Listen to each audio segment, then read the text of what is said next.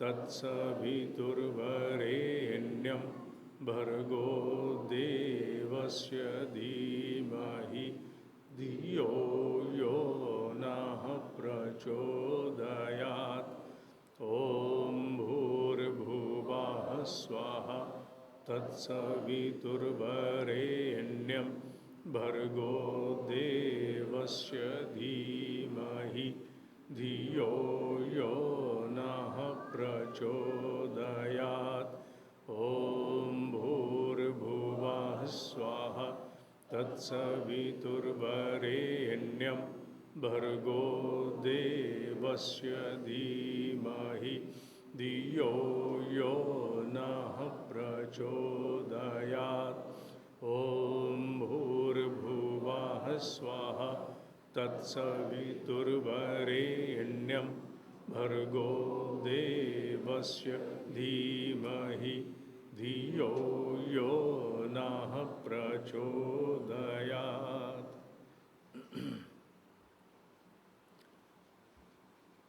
आज जिस विषय को हम यहाँ ले रहे हैं उसका ये प्रथम भाग है।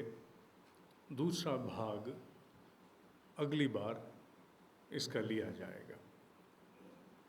विषय है तथ्य प्रायश्चित। हालांकि इस विषय से बहुत लंबे समय से हम लोग जुड़े हैं और इस विषय का समय समय पर, अगर बहुत अधिक नहीं तो 2-3 वर्ष में एक आध बार इस विषय का किसी न किसी रूप में समावेश जीवन में किया जाता रहा। अब क्योंकि मुझे इस विषय को पढ़ाना था तो मैं जब इसका पुनः अवलोकन कर रहा था तो फिर से मन में बड़े संकल्प उभरे कि इसकी जीवन में बड़ी आवश्यकता है। प्रायश्चित भारतीय परंपराओं में नहीं, विश्व में अनेक विश्वास की धाराओं में, संप्रदायों में अपना अपना स्थान प्राप्त करता है। भारतीय मान्यताओं में विशेष रूप से जो हमारा अध्यात्म है वो प्रायश्चित को एक बहुत अनूठी वैज्ञानिक प्रक्रिया मानता है जिसके द्वारा जीवात्मा के आसपास के जितने आवरण हैं उनका बहुत सुंदर परिष्कार हो सकता है। अनेकों प्रकार की जो दोष हैं, अनेकों प्रकार के जो दोष हैं जो जीवन भर, एक जीवन दूसरा जीवन, अनेकों जन्मों तक हम ढोते चले जाते हैं, उन दोषों से मुक्ति प्राप्त करने का ये प्रायश्चित एक वैज्ञानिक एक प्रक्रिया है, बहुत गहरी प्रक्रिया है। आज एक कार्यक्रम में मुझे इसके बाद पंचकुला जाना है और मैं सोच के आया था कि वहाँ भी संस्कृति से जुड़ा कार्यक्रम है, इसका उल्लेख मैंने अवश्य करना। प्रायश्चित विधान के लिए योग वशिष्ठ में बहुत सुंदर रूप से एक उल्लेख किया गया है। ऋषि वशिष्ठ, वशिष्ठ अर्थात जो विशेष रूप से श्रेष्ठ है, the excellence of the highest order. Shri Ramchandra ji को, भगवान रामचंद्र जी को उपदेश दे रहे हैं योग वशिष्ठ में। उपदेश देते हुए कहते हैं कि मनुष्य, मैं अपने शब्दों में उस भाव को, उसका अनुवाद मैं अपने शब्दों में कर रहा हूं।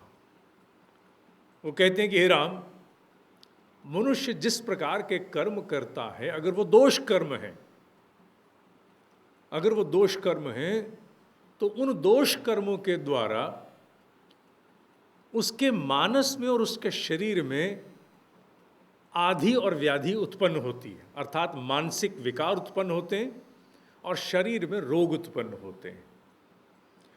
क्यों होते हैं? वो इसलिए होते हैं कि जैसे ही दोष कर्म पूरा हुआ, दोष कर्म के प्रभाव से जो प्राणमय शरीर है, जो प्राण का शरीर है, क्योंकि प्राण के शरीर में पूरी काया में जितना पोषण है वो संपूर्ण पोषण प्राण शरीर के माध्यम से प्राप्त होता, अन्नमय शरीर को भी पोषित करता है।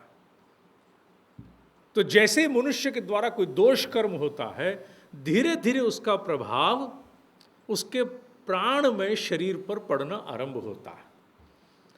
प्राणमय शरीर में जो परिवर्तन आता है उसके फलस्वरूप जो अन्न हम खाते हैं, जितना भी अन्न हम खाते हैं वो पचता नहीं है। जब वो अन्न पचता नहीं है तो वो हमारे शरीर में अनेकों स्थानों पर मल रूप में संचित हो जाता है। ना केवल अन्नमय शरीर में बल्कि प्राणमय शरीर में भी मल संचित हो जाते हैं, जिनके प्रभाव से कुछ नाड़ियां अशक्त हो जाती हैं, कुछ नाड़ियां पूरी तरह से निष्क्रिय हो जाती हैं और परिणाम स्वरूप फिर मनुष्य में मानसिक विकार और शरीर में रोग उत्पन्न होना शुरू हो जाते हैं। और मानसिक विकारों में हम केवल पागलपन को विकार न माने, छोटी छोटी हमारी जो कमियां हैं ये सब मानसिक विकारों में ही आती हैं। छोटी छोटी समस्याएं, छोटे छोटे व्यवधान जो हमारे व्यवहार आचरण के कारण आते हैं ये सब मानसिक आदि में ही आती। शरीर की व्याधियां अलग हैं। वो श्री राम जी को और भी एक इसके साथ श्रेष्ठ विचार देते हैं कि मनुष्य के जब दोष कर्म पूर्ण हो जाते हैं तो मनुष्य पूर्णतः निरोग हो जाता है, आदि व्याधि से मुक्त हो जाता है। और साथ ही उन्होंने कहा है कि जो बुद्धिमान लोग हैं वो अपने जीवन में इन दोष कर्मों से मुक्ति का प्रावधान जुटाए रखते हैं, प्रायश्चित का प्रावधान जुटाए रखते हैं, संकेत है। और शुभ कर्मों के द्वारा, ऐसे कर्म जो श्रेष्ठ कर्म हैं उनके द्वारा अपनी मंजाई करते रहते हैं। प्रायश्चित वो प्रक्रिया है जिसके द्वारा बहुत गहरे रूप से जो दोष हमारे भीतर जमे हुए हैं उन दोषों को मांजने का प्रयास इसी के द्वारा किया जाता है। ऋषियों का ये मानना है, क्योंकि प्रायश्चित का संपूर्ण ज्ञान हमें ऋषियों से ही प्राप्त हुआ है। इस पर अभी आधुनिक खोज संभवतः कुछ भी नहीं है। जो कुछ भी है वो ब्रह्म ऋषियों की देन है और हमें उसको अंगीकार करना है। ऋषियों का ये मानना है कि प्रत्येक कर्म का एक फल तो निर्धारित है, ये सिद्धांत अकाट्य है। इस जन्म में नहीं है तो अगले में, अगले में नहीं तो आगे, जब कभी संयोग बैठेगा तब होगा। अनेक बार तो कर्म का निपटारा करने के लिए कई जन्म प्रतीक्षा करनी पड़ती कि कुनबा जब तक नहीं जुटेगा कर्म का निपटारा नहीं होगा। कई बार कई जन्म कई कर्म का निपटारा करने के लिए प्रतीक्षा करनी पड़ती। और इसका उल्लेख मैंने पहले भी किया था, 2 रिकॉर्डिंग में पहले भी किया कि हमारे यहाँ बृहद अरण्यक उपनिषद में ये उल्लेख आया है कि प्रत्येक मनुष्य के शरीर में सूक्ष्म नाड़ियों का जाल है और उन सूक्ष्म नाड़ियों को हिता कहा गया। हिता, हित से हिता, हिता कहा। उन हिताओं में द्रव्य बहता है, अर्थात लिक्विड द्रव्य बहता। और द्रव्य 3 प्रकार के रंगों का है, सफेद, लाल और भूरा। जिस जीव के जैसे जीवन भर के कर्म होते हैं उसके जीवन भर के अनुभवों का चलचित्र उन हिताओं में संरक्षित रहता है, उसका संरक्षण उसमें हो जाता है। इससे 2 बातें निकल के आती हैं। एक बात तो ये कि जब हम कहते हैं कि चित्रगुप्त कौन है, तो बृहद अरण्य के अनुरूप वो चित्रगुप्त हमारे ही शरीर में, हमारी सूक्ष्म नाड़ियों में, जिन्हें हिता हमने कहा, उनमें वो चित्रगुप्त का संकलन हो जाता। समूचे जीवन के अनुभव हमारी हिताओं में है। और जिस प्रकार के कर्म है, अगर शुभ कर्म है, सात्विक कर्म है, तो सफ़ेद रंग का वो द्रव्य है, लिक्विड है। अगर वो उग्र है, आपाधापी परक है, तो लाल रंग का है। निकृष्ट मनस्थिति, हीन मनस्थिति के कर्म है तो भूरा रंग है। जो दूसरी बात यहाँ से सिद्ध होती है आधुनिक विज्ञान की दृष्टि से, वो ये, हम आज तक ये जानते हैं कि जितना भी सूचनाओं का संकलन है वो हम इलेक्ट्रॉन्स के माध्यम से कर सकते हैं, इलेक्ट्रॉन के माध्यम से प्रसारित करते हैं। जबकि हिताओं की टेक्नोलॉजी बताती है कि लिक्विड्स में भी मेमोरी कैन बी स्टोर्ड, अर्थात शरीर के भीतर लिक्विड फॉर्म में वीडियो, चित्र, डाटा आदि सुरक्षित रखा गया। और यही हिताएं लगभग 30 वर्ष पूर्व जो न्यूरोलॉजिस्ट हैं उन्होंने इसका थोड़ी सी टोह प्राप्त की है। टोह उन्होंने हिताओं की टोह तो प्राप्त नहीं की, लेकिन इतना जाना है कि मनुष्य के मस्तिष्क के चारों तरफ भीतर कोई बहुत ही धुंधले प्रकार के बादलों रूपी एक बेल्ट बनी हुई है, जो लगभग it's kind of a cloud formation, it's absolutely obscure, बहुत धुंधली है।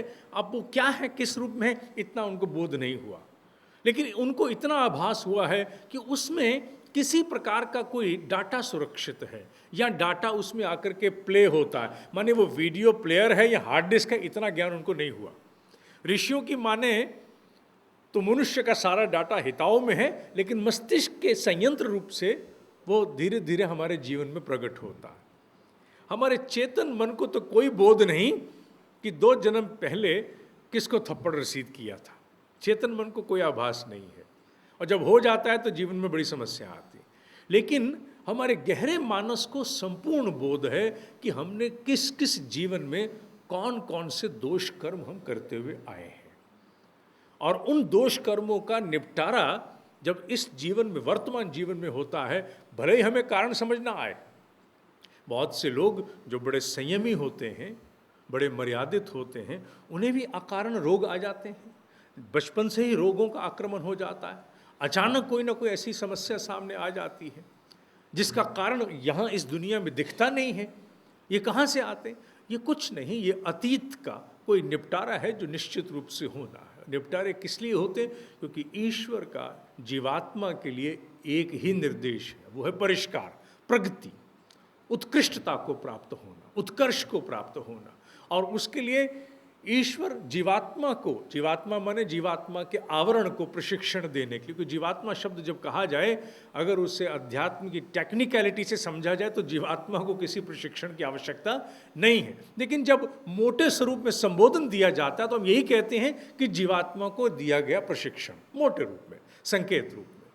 तो जीवात्मा को जो प्रशिक्षण ईश्वर देना चाहता है, वो प्रशिक्षण कई बार कठोर होता है, क्योंकि मनुष्य के गहरे जमे हुए स्वभाव जल्दी बदलते नहीं हैं। और जब जीवन में इस प्रकार की कोई आपदा सामने आती है, जो बड़ी कष्टकारक परिस्थिति आती है, जो त्रास देती है, जिसमें चीत्कार निकलती है, ऐसे कष्ट से होकर के जब मनुष्य निकलता है तो उसे बाहर ज्ञात हो ना हो, गहरे मानस को पाठ पढ़ा दिया जाता है, गहरे मानस को परिष्कार प्राप्त हो जाता है। वो कार्य जो अनेकों जन्मों में कई बार पूरे नहीं होते, एक जन्म में पूरे कर दिए जाते हैं। प्रायश्चित की विधा में ऋषि हमें एक अवसर देता है। तो क्या अवसर देता है? वो कहता है, जैसे कहा गया योग वशिष्ठ में, कि बुद्धिमान लोग अपना प्रावधान कर लेते। अगर हम ऋषियों की बात को पूरी तरह माने, जो कि मानना चाहिए, तो प्रत्येक मनुष्य के लिए निर्देश है कि जीवन में प्रायश्चित का प्रावधान रखना चाहिए। प्रायश्चित कैसे किया जाए, किस प्रकार किया जाए, इस पर अगला कार्यक्रम है जो दूसरे भाग में है, जिसका नाम होगा विधान प्रायश्चित के। आज है तथ्य प्रायश्चित का।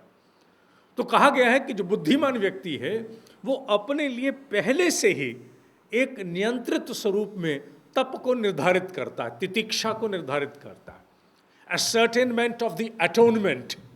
वो पहले से ही अपने ऊपर कष्ट को स्वारोपित करने के लिए तत्पर हो जाता है कि मैं अमुक प्रकार से अपने ऊपर तितिक्षा को धारण करता हूँ।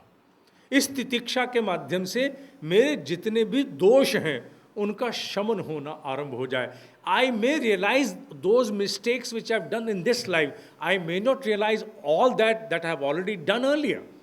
अतीत का मुझे कोई बोध नहीं है, लेकिन मैं पहले से ही निर्धारित कर लेता हूँ कि मुझसे ज्ञात अविज्ञात स्वरूप में जो कोई भी त्रुटि हुई है, उसके लिए मैंने इस प्रायश्चित प्रक्रिया को अपनाना आरंभ किया। और प्रायश्चित का सबसे बड़ा एक लाभ ये है, जो व्यक्ति ये सोच करके प्रायश्चित करता है, क्योंकि प्रायश्चित में सबसे बड़ा पुट जो है वो ऋषियों ने पश्चाताप को दिया है।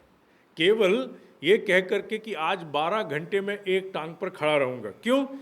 जाने अनजाने में जितनी भूलें हुई हैं, आज उनके लिए मैंने एक टांग पर अपने आप को खड़ा कर दिया। नहीं, इट्स नॉट लाइक दैट। ऋषि कहता है ये मैकेनिकल एक्सरसाइज बन जाती है। प्रायश्चित के द्वारा हम गहरे अंतःकरण को मांझना चाहते हैं, उस गहरे अंतःकरण को जो अपने पुराने अभ्यासों को छोड़ने को तैयार नहीं है, विश्व साइकिल में फंसा हुआ है, बार बार वही गलतियां करता है। जो बार बार वही गलतियां करता है, उस विश्व साइकिल को, उस दोष के कुचक्र को तोड़ने के लिए आवश्यक है कि गहरा बोध साथ में किया जाए। तो प्रायश्चित के लिए सबसे महत्वपूर्ण घटक है पश्चाताप का भाव करना, क्योंकि पश्चाताप का भाव किए बिना अगर प्रायश्चित की कोई भी प्रक्रिया अपनाई जाती है तो मात्र एक कर्मकांड तक सीमित होगी, जिसका प्रभाव कोई विशेष निकलने वाला नहीं है। अपने मानस में गहरे रूप से, क्योंकि अगर थोड़ा सा भी गहन अवलोकन करे, ये विषय सामान्य लोगों के लिए तो महत्वपूर्ण है ही, लेकिन उनके लिए विशेष महत्वपूर्ण है जो अध्यात्म पथ की यात्रा पर निकल चुके हैं। अध्यात्म पथ की यात्रा पर निकले हुए जितने साधक हैं, क्योंकि अब सृजन में साधकों की बिरादरी अब बढ़ रही है, तो मैं उस दृष्टि से मैंने इसमें उल्लेख किया है। साधकों की दृष्टि से जो लोग साधना करते हैं, उनकी साधना में बहुत सारे व्यवधान आते हैं, अनेकों प्रकार के व्यवधान हैं। चाहे वो व्यवधान उनके भीतर से उपजते हों, चाहे वो व्यवधान परिस्थिति बन करके सामने से आते हों, चाहे किसी प्रकार के भी व्यवधान क्यों ना हो। साधक चाहता है कि मेरी साधना की गति आगे बढ़े, कुछ दिन मैं इसी प्रकार से और आगे खिंचता चला जाऊं, लेकिन कहीं ना कहीं से कोई ऐसे अकारण कारण जन्म ले लेता है, या तो भीतर से उपद्रव पैदा हो जाएगा, अरुचि का, वैचारिक असंतुलन का, या बाहर से कोई परिस्थिति बन जाएगी। ये व्यवधान बार बार इसलिए आते हैं क्योंकि मनुष्य के भीतर वैसी मनोभूमि बहुत पिछले लंबे अतीत से निर्मित होकर के आई है। अध्यात्म का साधक अगर प्रायश्चित का सहारा लेकर के पुराने किए हुए जितने भी अपने दोष कर्म हैं उन पर पश्चाताप करते हुए अगर आगे बढ़ता है, तो मन में स्थिरता और संतुलन बहुत सुंदर रूप से विकसित होता है। जब कभी भी हमारे यहाँ जितनी भी प्रक्रियाएं थी, विशेष रूप से उपवास जैसी जितनी प्रक्रियाएं थी, ये सारी के सारे एक प्रायश्चित का प्रावधान था। जाने अनजाने बहुत से दोष कर्म हम सबसे हो जाते हैं, कौन नहीं करता। अपनी ही संख्या करना शुरू करूं तो हजारों में चली जाएगी। अब वो कुछ उसमें से जानबूझ करके हुए, कुछ उसमें से परिस्थिति वश हो गए हैं, कुछ बोध ही नहीं है कि मुझसे हो गए, लेकिन किसी के प्रति अपराध हो गया। तो ऐसी परिस्थिति में ऋषियों ने प्रावधान दिया था कि कहीं उपवास प्रक्रिया का समावेश हमारे सामान्य जीवन के साथ इस प्रकार से गुथ जाए कि वर्ष भर में अनेकों बार हमसे प्रायश्चित होता रहे। हमने उस विधा को बिसरा दिया और बिसरा करके उसे कर्मकांड मात्र तक, पुण्य अर्जन तक, इष्ट स्तुति तक हमने सीमित कर डाला, जिससे जीवात्मा का परिष्कार नहीं हो पाया। व्रत रख करके भी सब बेकार हो गया। प्रायश्चित विधान के अंतर्गत ऋषियों का ये मानना है कि जो जीवात्मा अपने लिए स्वयं दंड निर्धारित कर लेती है, उसे ईश्वरीय निर्धारित दंड से पूरी तरह मुक्ति प्राप्त हो जाती है। अर्थात जो जीवात्मा अपने लिए स्वयं निर्धारित कर लेती है कि मैं तितिक्षा का ये मार्ग अपनाऊंगी, कष्ट का स्व आरोपित इस रूप में मैं कर लूंगी, तो वो ईश्वर को उसके उस कार्य से मुक्त करा देती है जो अन्यथा हो सकता है कि बहुत बड़े दंड के साथ सामने उपस्थित होता। तो प्रायश्चित का ना केवल लेना देना अनेकों प्रकार के जीवन के कष्टों से मुक्ति से है, अपितु मानसिक स्थिरता से है, अपितु अपने आचरण, अपने व्यवहार में अनेकों प्रकार के परिमार्जन से है। ये छोटी प्रक्रिया नहीं। मनुष्य का गहरा मानस, जहाँ ना तो कोई औषधि काम करती है, ना कोई शल्य चिकित्सा वहाँ जाकर के कुछ कर सकती है, ऐसे स्थान पर प्रायश्चित की प्रक्रिया ही मात्र कारगर है। ग्लानि भाव से जीवन जीने से कहीं अधिक है कि उस ग्लानि को निर्मूल करने के लिए उसका प्रावधान पहले से ही कर लिया जाए। हमारे यहाँ तो कहा जाता था कि भूल से गौ हत्या भी हो जाए तो गौ हत्या का भी एक प्रायश्चित था कि आप मरी हुई गाय की पूंछ लेकर के इतने गांव में आप घोषणा करते फिरिए, इत्यादि इत्यादि इत्यादि। अर्थात किसी प्रकार का भी मनुष्य अगर कोई अपराध कर गया है, उससे गलती हो गई है, तो उस गलती का भी हमारे यहाँ पर संशोधन करने का, उसका निपटारा करने का प्रावधान है। क्योंकि अगर मनुष्य निपटारा नहीं करता तो शास्त्र डराने की दृष्टि से नहीं कहता, ये बात डराने की दृष्टि से नहीं है, लेकिन शास्त्र ये कहता है कि अगर वर्ष भर में किए गए दोष कर्म का निपटारा नहीं किया जाता तो अगले वर्ष उसका जितना भी उसकी फलश्रुति थी, अर्थात उसका कार्मिक फॉलआउट था, वो दुगना हो सकता। ये डराने की दृष्टि से नहीं कहा गया, इसको अलंकारिक स्वरूप से प्रस्तुत करके ये बताया गया है कि अगर सड़ांध इकट्ठी हो गई, जहाँ पर भी थोड़ा सा कूड़ा पड़ा होता है, सब आके वहाँ कूड़ा डालना शुरू करते हैं और धीरे धीरे वहाँ कूड़े का ढेर बन जाता है। तो मनुष्य के भीतर भी उसके सूक्ष्म शरीर में या स्थूल में जहाँ भी मल संचित होना शुरू होता है, वहीं धीरे धीरे अनेकों मल आकर के और संचित होते हैं। एक दोष कर्म को हमने स्वीकृति दे दी, जो किया ठीक किया, उचित है, न्यायोचित है, तो उसकी श्रृंखला में अनेकों दोष कर्म और होते चले जाएंगे और स्थिति ऐसी आएगी कि मनुष्य को फिर अनेकों प्रकार से विडंबनाओं का सामना करना पड़ेगा, जिसे कहते हैं कि रेंगना पड़ेगा। उस स्थिति से बचाने के लिए ऋषियों ने ये प्रावधान दिया था, क्योंकि वो जानते थे कि भारतीय मर्म के दो अकाट्य सिद्धांत हैं, पुनर्जन्म और पुनर्जन्म के साथ साथ एक और कौन सा है, कर्मफल है। अभी हाल ही में कुछ समय पूर्व मैं किसी के घर गया था और वहाँ ये बात मन में आई, मैं छेड़ देता हूँ, इस विषय से जुड़ी है। उनके घर में मैंने एक कुत्ता देखा। जब मैंने उस कुत्ते को देखा, उसका चेहरा देखने के बाद मेरे भीतर अनेकों प्रकार के परिवर्तन होने शुरू हो गए। मुझे अपने ऊपर भी आश्चर्य है कि ये परिवर्तन मैंने कैसे अनुभव किए। उस कुत्ते को देख करके मुझे एक क्षण में यह अनुभव होना शुरू हो गया कि कोई बहुत श्रेष्ठ जीवात्मा किसी बहुत बड़े अपराध के बाद यहाँ उपस्थित हुई है और इस योनि में ये बहुत सुंदरता से अपने अपराधों का निपटारा करके आगे इसने बहुत श्रेष्ठ योनि में अब जाना है। हालांकि मेरे घर में भी कुत्ता है, उसे देख करके मुझे ऐसा कभी भी आभास नहीं हुआ कि ये इस प्रकार से होगा। वो जैसा है वैसा ही दिखता है, लेकिन उस जीव की जो चेहरा है वो अभी भी मेरी आंखों के सामने, मैं आंखें बंद करता हूँ, उस जीव को देखता हूँ, उसका चेहरा देखता हूँ, तो उसके चेहरे मुझे कुत्ते की आकृति दूर दूर तक दिखाई नहीं देती। उसमें से फूट फूट करके कुछ तरंगे मेरे पास पहुँच करके अपनी भाषा में सब समझाने की चेष्टा कर रही थी कि बड़ी श्रेष्ठ जीवात्मा, लेकिन कुछ ऐसा बहुत बड़ा हो गया जिस कारण उसे इस योनि में आकर के अब इसका निपटारा करना पड़ रहा है। ऋषियों का प्रायश्चित को लेकर के मानना है 3% कर्म जो पूरी तरह मनुष्य सोच समझ करके बड़ा षड्यंत्र रचता है, जिससे किसी व्यक्ति का बहुत बड़ा अहित किया जाता है, किसी की जीवात्मा को पूरी तरह से छिन्न भिन्न कर दिया जाता है। ऐसे दोष कर्मों से तो मुक्ति संभव नहीं है। प्रायश्चित के द्वारा भी हम इतना तो कर सकते हैं कि उसके फलश्रुति को थोड़ा कम कर सकें, लेकिन उससे मुक्त नहीं हुआ जा सकता। वो 3% तो हमें भोगने ही पड़ेंगे, लेकिन जो 97% बाकी के दोष कर्म हैं, जिनके कारण एक श्रृंखला चली हुई है। कैसी श्रृंखला है? मैंने इसमें एक उल्लेख भी किया है कि आधुनिक युग में प्रायश्चित का सबसे बड़ा लेना देना क्या है। मनुष्य क्रोध के वशीभूत, भय के वशीभूत, लोभ, घृणा, काम आदि के वशीभूत होकर, ईर्ष्या के वशीभूत होकर तो वर्षों से कर्म करता आया है।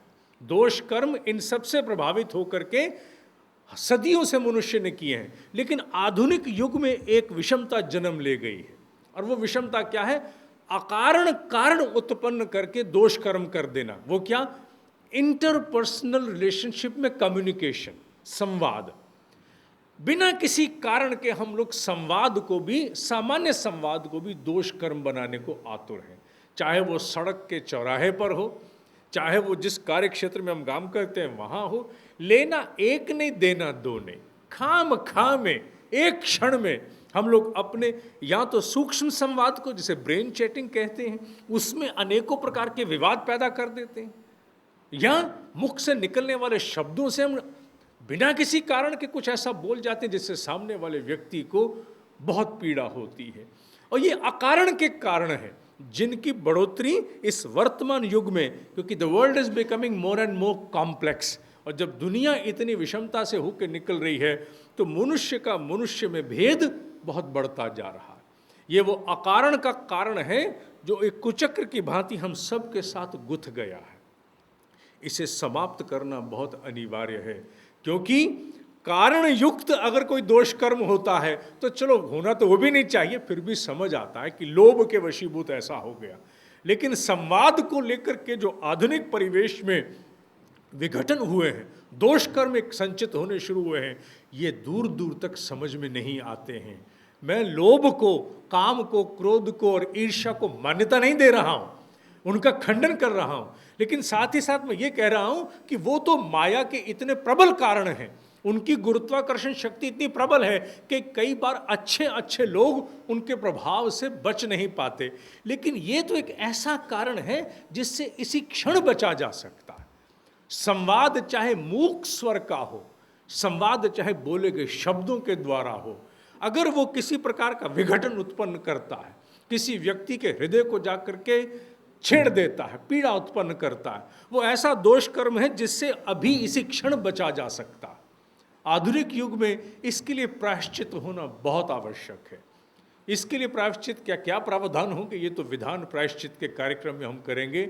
लेकिन समझना यह आवश्यक है कि आज के युग में जितनी प्रायश्चित की अनिवार्यता हो जानी चाहिए, उतनी संभवतः उस काल में नहीं थी जब लोगों का जनजीवन इतनी तीव्र गति को प्राप्त नहीं था। तब जनजीवन में मनुष्य को मनुष्य के पास रहने के अनेक कारण थे।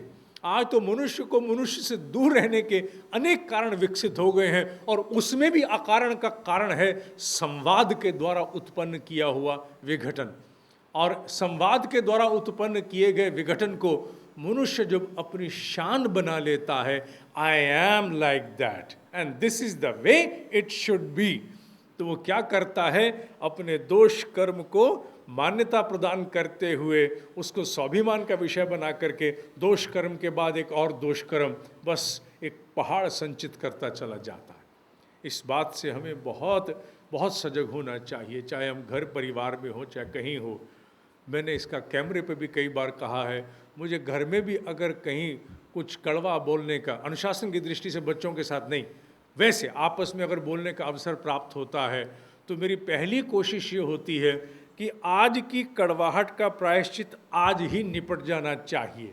चाहे वो क्षमा याचना द्वारा हो, किसी रूप से भी हो, नाक को भले ही 10 बार रगड़ करके नाक लाल करनी पड़े, कर देनी चाहिए, but it should not go for the next day, क्योंकि कल तक अगर वो गया तो ग्लानि दुगनी हो जाएगी। ये भी हो सकता है कि आज के व्यवहार को कल मेरी बुद्धि तर्क संगत बता करके कहेगी नहीं, जो किया वो ठीक किया, वापस नहीं जाना, क्योंकि बुद्धि का भरोसा नहीं है, वो कब किसके साथ खड़ी होकर के आपका ही अहित कर जाए। तो इसलिए अच्छा यही है, जब हुआ तभी उसका निपटारा करके आगे बढ़ जाना चाहिए। मित्रों, प्रायश्चित वो प्रक्रिया है जिससे अंतःकरण की मंजाई हो जाती है। मनुष्य अनेकों प्रकार से भीतर पीड़ित है, भय से पीड़ित है, कामुकता से पीड़ित है, ईर्ष्या से पीड़ित है, अनेकों प्रकार के अज्ञान से पीड़ित है। उन सभी प्रकार की विषमताओं की मंजाई इस प्रायश्चित के द्वारा होती है। जीवात्मा में संपूर्ण गुण पहले से उपस्थित हैं, ऐसा कुछ भी नहीं है जो जीवात्मा में नहीं है। और इसका विश्वास और इसका गहरा बोध मुझे अपने जीवन में उन सभी पलों में होता है जब मुझे ऐसे ज्ञान की प्राप्ति होती है जिसे ना तो मैंने कभी कहीं पढ़ा होता है, ना कहीं सुना होता है, ना कहीं देखा होता है। वो सब कुछ जो ना कहीं पढ़ा, ना कहीं देखा, ना कहीं सुना, जब वो प्राप्त होना शुरू होता है, तब मानने को मन होता है कि जीवात्मा में संपूर्ण क्षमताएं हैं। इतनी क्षमताएं भी हैं कि वो अतीत से अगर दुर्गुण साथ ला सकती है, तो अतीत से वो अनेकों प्रकार के गुण भी साथ ला सकती है। प्रायश्चित मंजाई है जो जीवात्मा रूपी सूर्य को प्रचंड करती है। जिस प्रकार एक टायर जला देने से इतना धुआं आकाश में आच्छादित हो जाएगा कि आपको आसपास सूर्य दिखाई नहीं देगा। नासिका में जो जाएगा विष, आँखों में जो जाएगा जो विष, और दृष्टि भी पूरी तरह विषाक्त हो जाएगी। ठीक उसी प्रकार दोष कर्मों के द्वारा जब जीवात्मा पर आवरण बनते हैं, ऐसे धुएं के बादल बनते हैं, तो जीवात्मा प्रचंड सूर्य होते हुए भी अंधकार में बनी रहती है, और मनुष्य उसी दृष्टि से, उसी अंधकारमय दृष्टि से अपने सामान्य जीवन का निर्वाह करता है, दिनचर्याओं का निर्वाह करता है। ये ऐसा विधान है, जब जब जिसने अपनाया है उसने अपने जीवन में परिष्कार देखा है। ईश्वर प्रायश्चित से मुक्त होकर किसी को नहीं जाने देता, चाहे वो वाल्मीकि हो, चाहे वो अंगुलीमाल हो। Nothing is free in this world, everyone has to pay its own price. देखना यह है कि हम अपने मूल्य का निर्धारण स्वयं करते हैं, या हम ईश्वर की उस नीति को कहते हैं कि वो हमारे लिए इसका मूल्य निर्धारित करके अनायास रूप से हमारे सामने कोई कष्ट उपस्थित कर दे। एक विषय और जो इसी से संबंधित है, मेरे ब्रह्म ऋषि ने अपने साहित्य में, क्योंकि सारा ज्ञान ब्रह्म ऋषियों का है, हमें मान लेना चाहिए कि ये कल किसी साधु के पास आत्मसंकेत का ग्रंथ किसी ने सामने रखा, उन साधु ने मुझे फ़ोन किया तो उन्होंने कहा कि ये जो ग्रंथ आपने आत्मसंकेत का रचा है, इस ग्रंथ को पढ़ने के बाद मुझे लगता है कि आप ब्रह्म योगी हैं।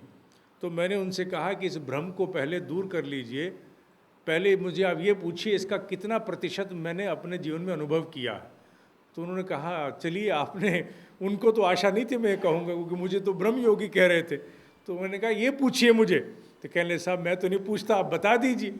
तो मैंने कहा साहब 1 रुपये का 10 पैसा कितना? कहते 10 पैसे। तो 10 पैसे का 10 पैसा कितना? 1 पैसे। तो मैंने कहा 1 पैसे भी अनुभव नहीं है मेरा, ये जो मैंने ग्रंथ लिखा है इसका अनुभव मेरा 1 पैसे का भी नहीं है। तो बोलने लगे फिर आपने इतना ये विराट ग्रंथ लिख कैसे दिया? तो मैंने कहा आपने सुना ही होगा, थोथा चना बाजे घना। अब मैं थोथा जब तक था तब तक मैं बाज गया, ज्यों ज्यों वजन आएगा हो सकता है मैं लिखना ही बंद कर दूं, लिखना छोड़ दूं। तो मित्रों, मेरे ब्रह्म ऋषि ने जो ये ज्ञान दिया है उसके अंतर्गत उन्होंने बहुत सुंदर बात कही।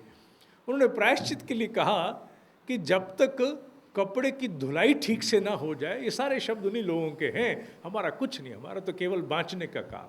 उन्होंने कहा कि जब तक कपड़े की अच्छी तरह धुलाई आप ना कर दो, उस पर रंगाई संभव नहीं है। आप गंदे मैले कपड़े पर रंग चढ़ाइए तो वो रंग भी मैला हो जाएगा, वो रंग भी कपड़े में निखर के आएगा नहीं। इसलिए धुलाई बड़ी आवश्यक है। धुलाई कर दोगे तो जो भी रंग चढ़ाओगे वो बहुत सुंदर रूप से प्रखर होकर के सामने आएगा। और प्रायश्चित की प्रक्रिया साधक की दृष्टि से, जो अध्यात्म पथ के साधक हैं उनके लिए धुलाई की प्रक्रिया है। जिस जिस साधक में जितने अंशों में धुलाई होती चली जाएगी, उस पर उस अध्यात्म का रंग उतना ही ज़्यादा प्रखर होकर के आएगा। और जिस पर जितना मैला कपड़ा रह गया और रंग चढ़ाने की चेष्टा हुई, वो रंग के साथ भी अन्याय हो जाएगा। चाहे कैसा भी सुंदर आप रंग ले आइए, मैले कपड़े पर वो भी मैली ही दृष्टि आपको देगा। और अगर कपड़ा आपने पूरी तरह पहले ब्लीच कर दिया है, सफ़ेद कर लिया है, तो आप कोई रंग चढ़ाइए वो निखर के आएगा, बोलेगा। और मनुष्य के साथ भी उन्होंने यही कहा है कि प्रायश्चित की प्रक्रिया के द्वारा मनुष्य का संपूर्ण अंतःकरण धुल जाता है। और धुले हुए अंतःकरण पर जब ईश्वर का प्रकाश आच्छादित होता है तो वो इतना निखर के आता है जिसकी तुलना उन्होंने की है दर्पण के साथ। लाहिड़ी महाशय जी ने भी कहा था कि साधक सबसे श्रेष्ठ वही है जो दर्पण बन जाता है। अर्थात ईश्वर का प्रकाश ना केवल वो आत्मसात करता है, बल्कि जितना आता है उसको उतने ही अंशों में वो बाहर भी प्रकाशित करता है। और जो दर्पण मैला है वो ना तो प्रकाश को आत्मसात कर सकता है और ना ही प्रकाश को बाहर फेंक सकता है। लाहिड़ी महाशय के परपोते ने मैंने एक पुस्तक में पढ़ा है, परपोते ने किसी शहर में जाकर रेडियो रिपेयर करने का काम किया। उस पर किसी ने तंत्र प्रयोग किया और वो तंत्र प्रयोग में आ गया बेचारा, उसका काम वहाँ खराब हो गया। उसके पिता योगी थे, क्योंकि लाहिड़ी महाशय की 2-3 पीढ़ी बहुत बड़े महायोगियों के रूप में निकली हैं, तो पिता योगी थे। जब वह वापस पहुँचा तो उसने पिता से कहा कि ऐसा ऐसा मेरे ऊपर प्रभाव हुआ है, आप योगी, आप कुछ कर सकते थे। मैं कहा तेरी अपनी साधना का है, तूने साधना क्यों नहीं की? तो उसने पूछा मैं इतनी बड़ी परंपरा से होकर के आया हूँ, मेरे दादा परदादा ये थे, तो मेरे साथ ऐसा हुआ कैसे? उन्होंने कहा बेटा ऐसा है, दर्पण तो स्वयं बनना पड़ता है। ऐसा नहीं कि हम लोगों पर इस प्रकार के लोगों के प्रहार नहीं हुए, तंत्र प्रहार नहीं हुए, कुदृष्टियाँ नहीं हुई, लेकिन जो जो दर्पण बनता गया उस पर जिसने भी प्रहार किया वो सारा प्रहार उसी पर उल्टा पड़ा। अब चूंकि तू दर्पण बना ही नहीं, इसलिए तूने सारा प्रहार आत्मसात कर लिया। अब बाकी सारे तमाशे छोड़ और जिस मार्ग पर ये पूरी परंपरा चल रही है तू भी चलना आरंभ कर। फिर उनके उस परपोते ने भी उसी अध्यात्म मार्ग को अपनाया और वो भी एक बड़ा स्पष्ट दर्पण बन गया। प्रायश्चित की प्रक्रिया मनुष्य के अंतःकरण को दर्पण बनाने के लिए एक बहुत कारगर, जिसे हम कहा जाते हैं, जब बाजार जाते हैं बर्तन मांजने के लिए अनेकों प्रकार के स्क्रबर आदि हम लेकर के आते हैं, जूने लेके आते हैं। इससे सशक्त और इससे शक्तिशाली कोई जूना नहीं है। पश्चाताप को महत्वपूर्ण पुट बना करके तितिक्षा के कुछ साधन अगर चुन लिए जाएं, कौन से साधन, कैसे साधन, इसकी चर्चा हम अगले कार्यक्रम में करेंगे। तो मनुष्य का व्यक्तित्व कई अंशों में निखर करके आ जाता है। जो लोग ऋषिकेश के कार्यक्रम में साथ चल रहे हैं नवंबर और दिसंबर में, मेरा इस पुस्तक की रचना से पहले कोई मन नहीं था। इसकी रचना भी ऋषिकेश में बैठ के हम लोगों ने पिछले दिनों में की थी। जब वहाँ ऋषिकेश हम जाएंगे तो मेरा मन हो आया कि प्रायश्चित की प्रक्रिया पर कुछ न कुछ उन सभी लोगों से, जो 50 लोग होंगे और 51 में हम, 52 में आदरणीय भाई साहब साथ आए हुए हैं, वो और भी कोई साथ होगा, तो हम सब लोग प्रायश्चित की प्रक्रिया को गंगा के किनारे बैठ के कुछ न कुछ स्वरूप में पश्चाताप करते हुए अवश्य पूरा करके आएंगे। ये निर्णय मैंने उसी क्षण ले लिया था जब इस पुस्तक की रचना हो रही थी कि बाकी कोई कब हाथ आता है नहीं आता है, 4 दिन तो हाथ आएंगे। उन 4 दिनों में कम से कम एक दिन हम लोग पूरा प्रायश्चित के ऊपर लगाएंगे और सबको अपने किए गए ज्ञात अविज्ञात दोष कर्मों की मंजाई के लिए कुछ नहीं तो प्रशिक्षण अवश्य दे देंगे। ये ठीक है, एक दिन में मंजाई संभव नहीं है, क्योंकि बड़े लंबे अतीत से जो कुछ मैंने अपने भीतर भरा है एक दिन में मैं उसको खाली नहीं कर सकता। लेकिन हाँ, प्रशिक्षण प्राप्त किया जा सकता है, जिसका फिर अनुसरण मनुष्य अपने सामान्य जीवन में आकर के निश्चित रूप से कर सकता है। वो कौन सी शक्तिशाली विधाएं हैं जिनके द्वारा प्रायश्चित की प्रक्रिया पूरी की जा सकती है। इसी सामान्य जीवन में रहते हुए कौन कौन से प्रकल्प ऐसे हैं जिनको अपना करके हम अनेकों प्रकार की मंजाई अपने भीतर कर सकते हैं। फिर भी ये ध्यान रहे, प्रायश्चित वो अग्नि है, वो भट्टी है जिसमें सभी कुछ जलाया जा सकता है। लेकिन अग्नि सभी अग्नियाँ सभी कुछ जला पाएँ ये भी संभव नहीं होता। लेकिन 97% दोष जलाए जा सकते हैं, भस्मीभूत किए जा सकते हैं, पिछले भी और अगले भी। और अपने आप को मुक्त करके, इस विषय पर मेरे ब्रह्म ऋषि ने जो लिखा है वो घोषणा करने में अभी मैं दुर्बल हूँ। ऑन कैमरा आई एक्सेप्ट कि मैं अभी दुर्बल हूँ। मैं अपनी बात कर रहा हूँ, आपकी नहीं। आप में तो बड़े बड़े महानुभव होंगे, मैं अपनी बात, मैं दुर्बल हूँ। मेरे ब्रह्म ऋषि का कहना है कि जब कभी भी कोई कर्म फल सामने उपस्थित हो जाए, ये ब्रह्म ऋषि का कहना है, मैं नहीं कह सकता हूँ, कि कभी कोई कर्म फल सामने आ जाए तो खुली बाहों से स्वीकार करो कि आओ मेरी उत्पन्न की हुई संतान, मैं तुम्हें अंगीकार करता हूँ, क्योंकि वो दोष कर्म का जो परिणाम है मेरी संतान है। मैंने ही दोष में कभी उसको जन्म दिया था, आई है, अब उसको गले लगा करके भुगत लो और भुगत करके बाहर निकलो। इतना दुस्साहस मैं नहीं कर सकता, मेरे ब्रह्म ऋषि कर सकते थे, मैं नहीं कर सकता हूँ। एक बात मैं ऑन रिकॉर्डिंग कह रहा हूँ, बाद में मैं इसकी एडिटिंग करूँगा, एडिटिंग टेबल पे जाके, बेटा काट दे, एक बार जरा काट दे, नहीं जो गलती से रह गया तो चली जाए। कि अपने अपने व्यक्तिगत जीवन में ब्रह्म ऋषि का उदाहरण मैंने इसलिए दिया है ताकि ये ज्ञात हो जाए कि कर्म फल अकाट्य है, किसी को क्षमा नहीं करता। और ऋषि अपने आप को क्षमा नहीं करते, चाहे स्वामी रामकृष्ण परमहंस हों, उनकी संतान नहीं थी, लहाड़ी महाशय हों, लहाड़ी महाशय एक बहुत बड़े फोड़े के कारण उनको जाना पड़ा था, जबकि उनके लिए ये फोड़ा, उनके लिए तो कुछ भी कुछ नहीं था, ये तो बात ही क्या थी। लेकिन वो अपने आप को क्षमा नहीं करते। अगर किसी अनजाने अतीत में भी हुआ है, भीष्म पितामह की तरह 84वां जन्म में भी अगर कोई कारण ऐसा बना तो उसका भी निपटारा कर देते हैं। अब जिसमें वो क्षमता नहीं है करने की, उसे स्वयं चाहिए कि हमारा टीचर के पास स्केल लेके पहुंच जाए, मैम प्रायश्चित माने मुंह इधर करके लगा दीजिए, 1 2 3 4 5, ठीक है, 5 में काम हो गया। तो प्रायश्चित वो प्रक्रिया है जो ग्लानि भाव तक सीमित नहीं जानना है। मनुष्य के व्यक्तित्व में ढेरों परिष्कार करने की इसमें क्षमता है। जो अपने जीवन में श्रेष्ठता चाहता है, अकारण उसका अंतःकरण उसे अनेकों बातों से रोकता है। द शॉर्टफॉल, द शॉर्टकमिंग, उन सभी से मुक्ति चाहता है, क्योंकि मानसिक विकारों की श्रेणी बहुत लंबी है, उन सब से मुक्ति चाहता है। प्रायश्चित वो मंजाई है, वो धुलाई है, वो चमकाई है, जिससे मनुष्य का अंतःकरण परिष्कृत होकर के एक प्रतिभा के रूप में निखर करके सामने आता है। अगले कार्यक्रम में हम लोग तथ्य प्रायश्चित के बाद विधान प्रायश्चित के क्या क्या हमारे यहाँ बताए गए हैं, उनमें से कुछ एक का हम उल्लेख करेंगे। और फिर उसके बाद मैं सबसे ये अनुरोध करूँगा कि अगली बार जब यहाँ से हम जाएं कार्यक्रम से, अपने लिए कुछ न कुछ क्रम मन में ही धारण करके यहाँ से जाएं। और जिन लोगों ने आत्मसंकेत स्वगुरु का प्रशिक्षण लिया है, वो लोग अपनी अपनी डायरी में अपने इस अनुभव को, उसका संकलन अवश्य करें, उसको नोट करें, क्योंकि ये उनकी आध्यात्मिक प्रगति के लिए एक बहुत ही अनिवार्य और महत्वपूर्ण चरण बनने वाला है।